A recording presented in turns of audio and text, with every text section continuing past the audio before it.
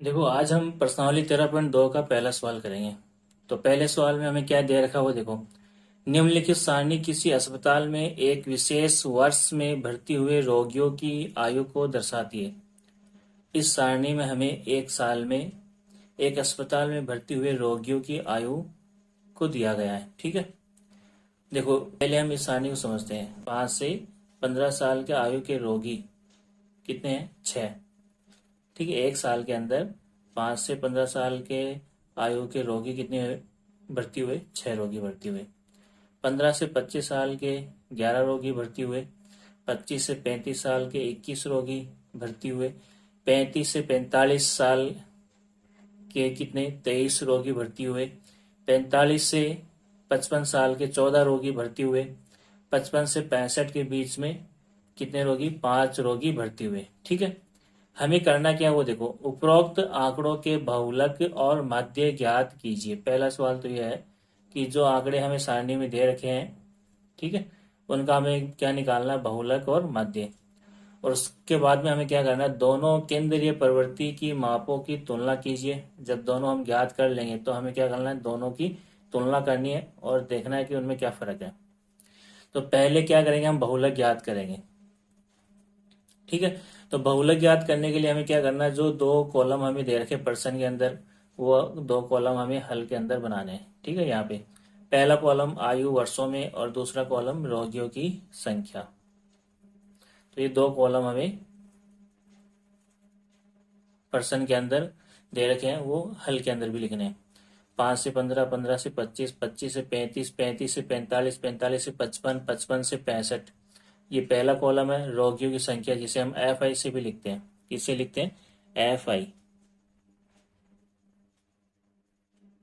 ठीक है। बारंबारता से, बारंबारता भी लिख सकते हैं इसको। तो वो हमें दे रखा 6, 11, 21, 23, 14, 5। तो इसका बहुलक निकालने के लिए हमें क्या करना पड़ेगा? सूत्र लगाना पड़ेगा। तो पहले हमें सूत्र याद होना चाहिए। ठीक है। तो ये सूत्र होता है बहुलक बराबर L plus F1 minus F0 बटा 2F1 minus F0 minus F2 गुणा एच। ठीक है। इस सूत्र से पहले हमें क्या करना पड़ेगा? इस सारणी में, जो वर्गीकृत सारणी, इसमें हमें बहुलक वर्ग ज्ञात करना पड़ेगा। तो बहुलक वर्ग कैसे ज्ञात करेंगे वो सबसे जरूरी है। ठीक है। कैसे ज्ञात करेंगे? देखो, यहाँ पर देखेंगे सबसे अधिक बारंबारता कौन सी है? ये रही 23 है। जो सबसे अधिक बारंबारता, उसके संगत जो वर्ग आता है उसके हम क्या बोलते हैं? बहुलक वर्ग। देखो यहाँ पर मैंने लिखा, यहाँ सबसे अधिक बारंबारता 23 है। ठीक है। इन सब में सबसे अधिक बारंबारता कितनी है? 23 है। जिसके संगत वर्ग अंतराल कौन सा है? 35 से 45। इसके संगत वर्ग कौन सा है? 35 से 45। अतः बहुलक वर्ग कितना आ गया? 35 से 45। तो ये बहुलक वर्ग हो गया। ठीक है। इसको मैंने यहाँ एरो के साइन से लिखा है। उसके बाद में हमें क्या करना है? बहुलक का सूत्र लिखना है। बहुलक बराबर L plus F1 minus F0 बटा 2F1 minus F0 minus F2 गुणा एच। ठीक है। अब हमें देखना है इसमें एल क्या होता है, F1 क्या होता है, F0 क्या होता है, F2 क्या होता है और एच क्या होता है। तो देखो यहाँ पर जो बहुलक वर्ग हमें दे रखा है, ठीक है, ये बहुलक वर्ग है। बहुलक वर्ग में जो निम्न सीमा है उसको हम क्या बोलते हैं? एल। और वो कितनी? यहाँ पे निम्न सीमा का मान 35। तो एल का मान कितना आ गया? 35। ठीक है। उसके बाद में हमें F1 फिक्स करना है। तो F1 क्या होता है सबसे पहले वो देखना हमें। तो सबसे अधिक बारंबारता उसको हम क्या बोलेंगे? F1। तो ये 23 क्या हो गया? F1। F1 के बाद में क्या आता है? F2। तो इसके नीचे वाला क्या हो गया? F2। और F1 से पहले क्या आता है? F0 आता है। तो ये क्या हो गया? F0। ठीक है। तो F0 का मान तो कितना हो गया? 21। F1 का मान कितना हो गया? 23। और F2 का मान कितना हो गया? 14। उसके बाद में आता है एच। एच क्या होता है यहाँ पर? वर्ग माप। ठीक है। जो यहाँ वर्ग अंतराल दे रखा है, इनके बीच का अंतर कितना है? तो ऊपरी सीमा और निम्न सीमा को घटाने पर हमें क्या मिलेगा? एच। जैसे यहाँ 15 में से 5 घटाएंगे, कितना बचेगा? 10। यहाँ वर्ग अंतराल में कितने का गैप चल रहा है, कितने का अंतराल चल रहा है? 10 10 का। 5 में 10 जोड़े 15, 15 में 10 जोड़े 25, 25 में 10 जोड़े 35, 35 में 10 जोड़े 45, 45 में 10 जोड़े 55, 55 में 10 जोड़े 65। तो कितने का अंतराल चल रहा है? 10 का। और उसे हम, जो अंतराल चल रहा है उसे हम क्या बोल रहे हैं? वर्ग माप एच। तो यहाँ पे h का वर्ग माप कितना हो गया 10। और दूसरा तरीका क्या है, ऊपरी सीमा में से निम्न सीमा घटा के देख लो, जैसे 25 में से 15 घटा के देख लो, 35 में से 25 घटा के देख लो, या 45 में से 35 घटा के देखो, या 55 में से 45, या 65 में से 55। ठीक है, तो सब में घटाने पर हमें h का मान मिलेगा 10। ठीक है, उसके बाद हमें क्या करना है, सूत्र में मान रखना है। देखो यहाँ पर बहुलक की जगह बहुलक आ गया, बराबर की जगह बराबर आ गया एल का मान। तो एल यहाँ पे देखो कितना आया था 35, तो एल की जगह हमें क्या लिखना है 35, फिर प्लस की जगह प्लस, F1 का मान कितना था यहाँ पर देखो 23, F1 का मान कितना था 23, तो F1 की जगह कितना आ गया 23, माइनस की जगह माइनस, F0 का मान कितना आया था 21। देखो यहाँ पर F0 का मान कितना है 21, तो F0 की जगह 21, फिर बट्टा का चिन्ह है, बट्टा का चिन्ह लगाओ, फिर 2 की जगह 2, फिर बीच में यहाँ पर गुणा चिन्ह लगाना है, फिर F1 का मान कितना आया था यहाँ पर 23। ठीक है, तो F1 की जगह कितना आ गया 23, उसके बाद में क्या आएगा माइनस, फिर F0 का मान कितना है 21, F0 का मान कितना है 21, तो F0 की जगह कितना आ गया 21, उसके बाद में माइनस है, उसके बाद में F2 का मान कितना है 14, F2 का मान कितना है 14, तो F2 की जगह कितना आ गया 14, उसके बाद ब्रैकेट बंद, उसके बाद गुणा, और H का मान कितना था 10, तो H की जगह कितना 10 आ गया। उसके बाद में देखो हमें क्या करना है, बहुलक की जगह बहुलक आ गया, बराबर की जगह बराबर आ गया, 35 की जगह 35, प्लस की जगह प्लस, 23 प्लस के 21 माइनस के, तो 23 में से 21 घटाएंगे कितना बचेगा 2, और ब्रैकेट हटाएंगे तो यहाँ पे क्या है गुणा का चिन्ह, और ऊपर अंश में गुणा में कितना है 10, बट्टा का चिन्ह है तो बट्टा का चिन्ह लगा दो। यहाँ पर देखो पहले 2 को 23 से गुणा करो, 23 दूनी 46, और यहाँ -21 और -14 दोनों के चिन्ह समान है, तो ये दोनों जुड़ेंगे, 21 और 14 कितने होंगे 35, दोनों माइनस के, तो 35 किसके आएंगे माइनस के। ठीक है, उसके बाद में देखो आगे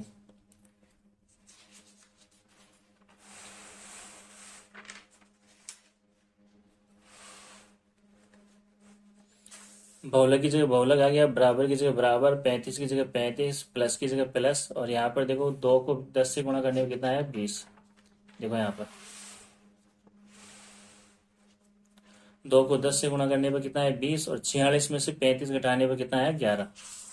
ठीक है, 46 में से 35 घटाने पर कितना है 11, तो 2 को 10 से गुणा करने पर 20 आ गया, और 46 में से 35 घटाने पर कितना आ गया 11। उसके बाद में देखो बहुलक की जगह बहुलक आ गया, बराबर की जगह बराबर, 35 की जगह 35, प्लस की जगह प्लस, 20 में 11 का भाग देना हमें। तो देखो यहाँ पर 20 में 11 का भाग देंगे कितनी बार जाएगा एक बार। ठीक है, तो 11 एकम 11, 20 में से 11 घटाओ, 0 में से 1 नहीं घटता तो उधार लेंगे 10, 10 में से 1 घटाएंगे 9 बचेगा, यहाँ उधार देने के बाद में 1 बचा, 1 में से 1 घटाएंगे 0। ठीक है, आगे कोई संख्या है नहीं तो पॉइंट लगा के क्या उतार लिया 0। अब हमें क्या करना है 90 में 11 का भाग देना है, कितनी बार जाएगा 8 बार, कितना आएगा 88।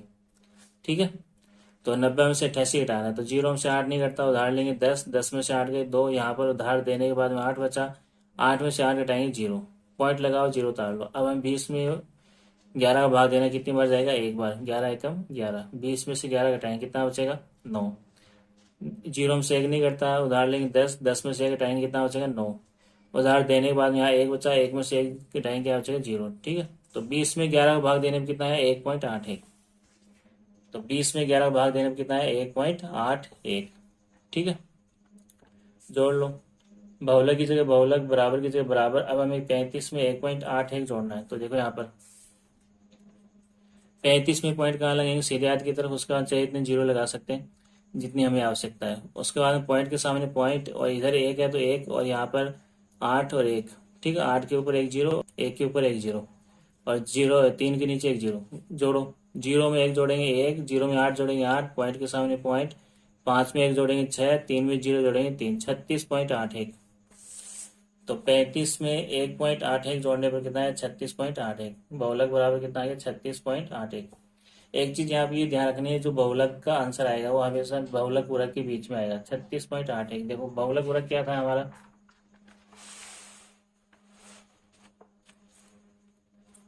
बहुलक वर्ग क्या आ रहा था 35 से 45, तो जो हमारा आंसर आया 36.81 वो इसके बीच में आ रहा है कि नहीं आ रहा वो चेक कर लो। ठीक है, बहुलक हमेशा जो बहुलक वर्ग है उसके बीच में आएगा, 35 से 45 के बीच में आंसर आएगा, और जो हमारा बहुलक का आंसर आया 36.81 वो बहुलक वर्ग के बीच में आ रहा है। ठीक है, इसलिए हमारा आंसर सही है। देखो प्रश्नावली 13.2 का पहला सवाल है। इस सवाल में हमें बहुलक और मध्य ज्ञात करना था। तो बहुलक तो अभी हमने ज्ञात किया है, अब हम इसका मध्य ज्ञात करेंगे। तो मध्य ज्ञात करने के लिए सबसे पहले क्या करेंगे, जो दो कॉलम पर्सन के अंदर हमें दे रखे हैं, पहला कॉलम क्या आयु वर्षों में और दूसरा कॉलम क्या है रोगियों की संख्या है, इसको हल में हमें लिखना है। अब ये दो कॉलम हल के अंदर बनाने हैं। तो देखो यहाँ पर इधर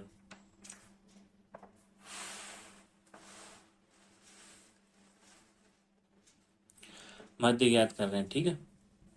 तो पहला कॉलम क्या आयु वर्षों में और दूसरा कॉलम क्या रोगियों की संख्या, जिसे हम एफ आई से लिखते हैं या बारंबारता भी बोल सकते हैं। तो पहला कॉलम क्या था 5 से 15, 15 से 25, 25 से 35, 35 से 45, 45 से 55, 55 से 65। ये पहला कॉलम है। दूसरा कॉलम क्या है रोगियों की संख्या, जिसे हम एफ आई से लिखते हैं।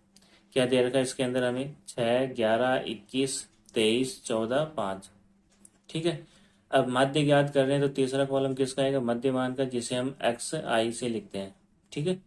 अब ये मध्यमान कैसे निकालते हैं, डायरेक्ट भी निकाल सकते हैं। 5 और 15 के बीच की संख्या कितनी होती है 10, 15 और 25 के बीच की संख्या कितनी होती है 20, 25 और 35 के बीच की संख्या कितनी होती है 30, 35 और 45 के बीच की संख्या कितनी होती है 40, 45 और 55 के बीच की संख्या कितनी होती है 50, 55 और 65 के बीच की संख्या कितनी होती है 60, ठीक है।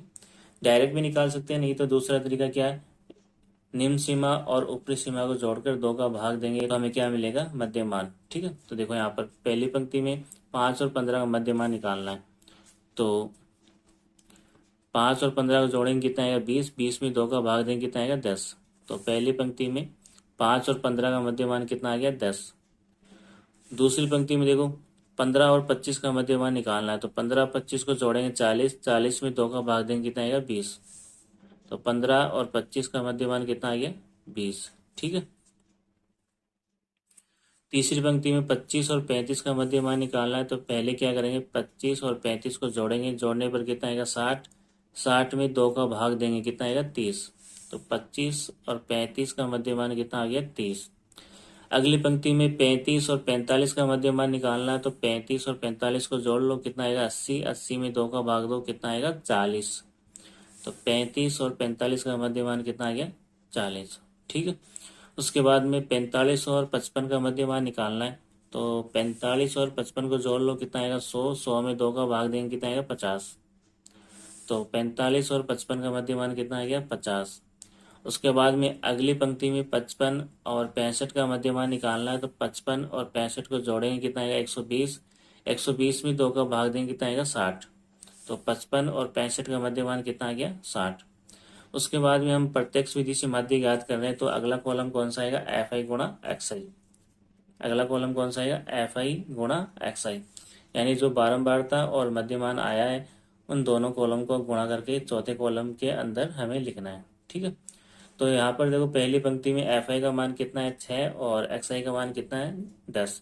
तो 10 को 6 से गुणा करेंगे, डायरेक्ट बता सकते हैं कितना आएगा 60 आएगा। और दूसरी पंक्ति में देखो यहाँ पर 20 को 11 से गुणा करेंगे, 20 को 11 से गुणा करेंगे तो देखो 11 को 2 से गुणा कर लो, 11 दूनी 22 और आगे एक जीरो लगा दो तो कितना है 220। अगली पंक्ति में 21 को 30 से गुणा करना है। तो पहले 21 को 3 से गुणा कर लो, 21 तिया 63 और आगे एक जीरो लगा दो 630। उसके बाद में अगली पंक्ति में देखो 23 को 40 से गुणा करना है। 23 को 4 से गुणा कर लो, 23 चौक 92 और आगे एक जीरो लगा दो 920।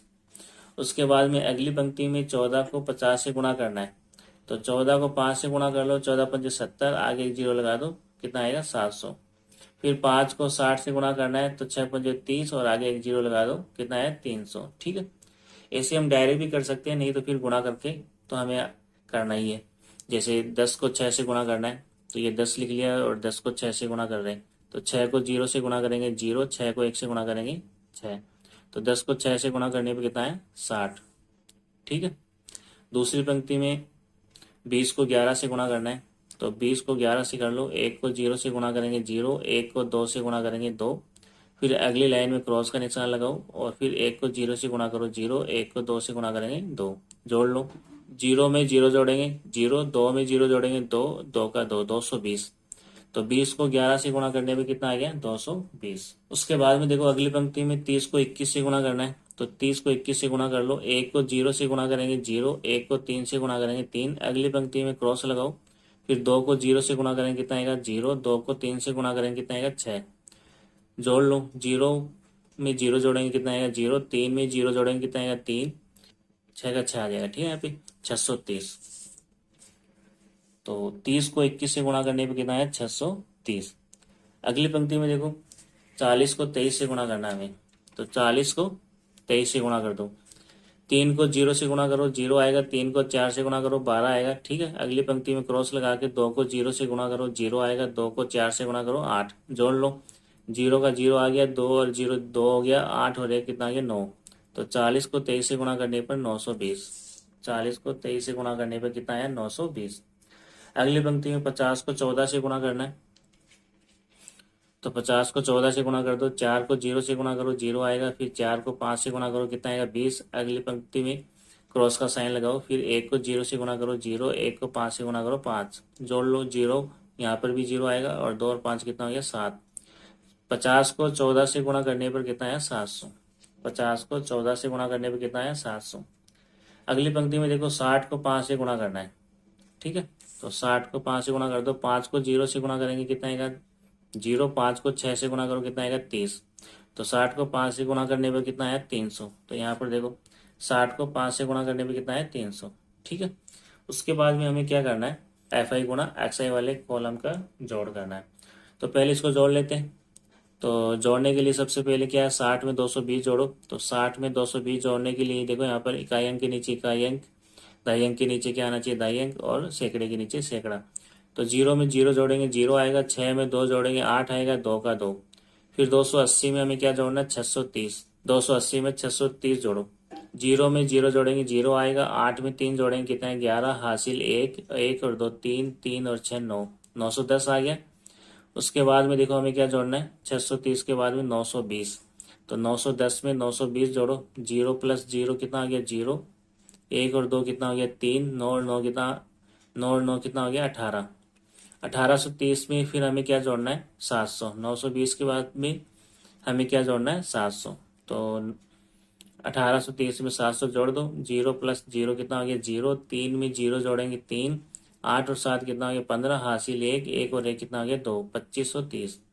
700 के बाद में हमें क्या जोड़ना है 300।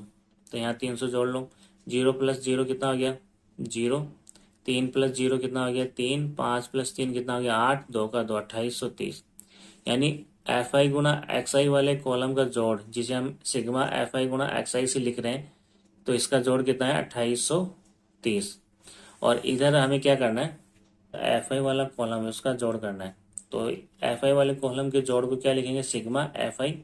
तो इनको जोड़ लो, तो 6 में 11 जोड़ो, देखो यहाँ पर 6 में 11 जोड़ेंगे तो इकाई अंक के नीचे इकाई अंक आना चाहिए। तो 6 और 1 कितना हो गया 7, और 1 का 1 17, फिर 17 में 21 जोड़ दो, 7 और 1 कितना 8, 1 और 2 कितना हो गया 3, 38। 21 के बाद में 23 और जोड़ दो, 8 और 3 11, हासिल 1, 1 और 3 4, 4 और 2 6, 61। ठीक, 61 में क्या जोड़ दो 14, 4 और 1 5, 6 और 1 7, 75। फिर 75 में क्या जोड़ दो 5, 5 और 5 10 का 0, हासिल 1, 7 और 1 8, 80। यानी एफ आई वाले कॉलम का जोड़, जिसे हम सिग्मा एफ आई से लिख रहे हैं, तो इसका जोड़ कितना आ रहा है 80। उसके बाद में देखो हमें क्या करना है, प्रत्यक्ष विधि से माध्य ज्ञात कर रहे हैं, तो पहले वो सूत्र लिखो प्रत्यक्ष विधि वाला। माध्य बराबर क्या होता है सिग्मा एफ आई एक्स आई बटा सिग्मा एफ आई। ये प्रत्यक्ष विधि से माध्य ज्ञात करने का सूत्र होता है। अब इस सूत्र में हमें क्या करना है, मान रखना है। माध्य की जगह माध्य आ गया, बराबर की जगह बराबर। सिग्मा एफ आई एक्स आई का मान कितना आया 2830। ठीक है, तो सिग्मा एफ आई एक्स आई की जगह कितना आ गया 2830, बट्टा का चिन्ह है, बट्टा का चिन्ह लगा दो। और उसके बाद में क्या सिग्मा एफ आई, तो सिग्मा एफ आई का मान कितना आया 80। तो सिग्मा एफ आई की जगह क्या लिखेंगे 80। ठीक है, लास्ट में 0 आ रहा तो ये 0 से 0 कट गया। ठीक है, उसके बाद में हमें क्या करना है, 283 में 8 का भाग देना है। ठीक है, 283 में 8 का भाग देना है। देखो यहाँ पर 283 में 8 का भाग देना है। तो यहाँ पर देखो पहले एक अंक लेंगे 2, 2 8 से छोटा है, इसमें 8 का भाग नहीं जाएगा, तो फिर हम क्या करेंगे 2 अंक लेंगे, 2 और 8 28। 28 में 8 का भाग देंगे कितनी बार जाएगा 3 बार, 8 3 24। ठीक है, 4 बार बोलेंगे तो 832 28 से ज़्यादा आएगा, वो लिखना नहीं है। ठीक है, तो 32 से पहले वाला नंबर 8 के पढ़े में कौन सा आता है? 24। तो 8 का पढ़ा 3 बार बोलने पर 24 आता है। और यहाँ पे फिर क्या करना है? 28 में से 24 घटाना है। 8 में से 4 घटाएंगे 4, 2 में से 2 घटाएंगे 0। अगली संख्या कौन सी? 3 है, तो वो यहाँ लिख लो। अब ये कितना हो गया? 43। 43 में 8 का भाग कितनी बार जाएगा? 8 पंजे 40। ठीक है, 5 बार। 8 पंजे 40। 8 छः 48, 43 से ज़्यादा होता है इसलिए वो लिखना नहीं है। तो 48 से पहले 8 के पहाड़े में क्या आता है? 40। तो यहाँ पे हम क्या लिखेंगे? 40। और 40 8 के पहाड़े में कितनी बार बोलने पर आता है? 5 बार बोलने पर आता है। अब घटा दो 43 में 40। 3 में से 0 घटाएंगे 3, 4 में 4 घटाएंगे 0। आगे कोई संख्या है नहीं तो यहाँ पे पॉइंट लगाओ भागफल में और एक 0 उतार लो। अब हमें क्या करना है? 30 में 8 का भाग देना है। कितनी बार जाएगा? 8 तिया 24, 3 बार जाएगा, तो यहाँ 24 लिख दो। ठीक है, 832 ज़्यादा होता है इसलिए 32 लिखना नहीं है। तो 32 से पहले 8 के बारे में क्या आता है? 24।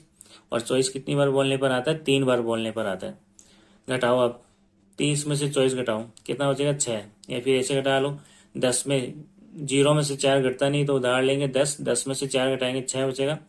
उधार देने के बाद में यहाँ पे क्या बचा? 2, 2 में से 2 घटाएंगे 0। पॉइंट लगा हुआ है, एक बार में एक 0 उतार सकते हैं।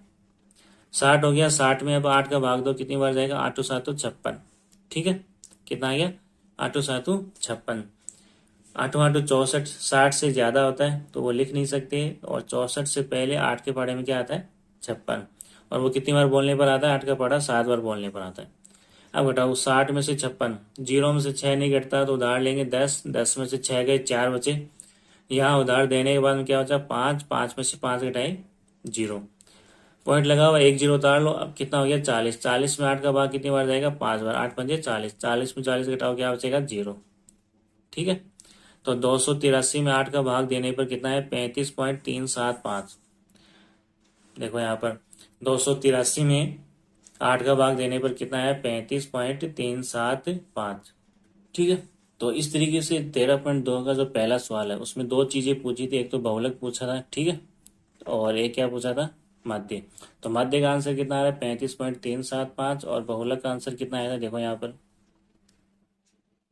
बहुलक का आंसर आया था 36.81। और पर्सन में हमें देखो यहाँ पर क्या पूछा था? पर्सन में हमें यहाँ पे क्या पूछा था?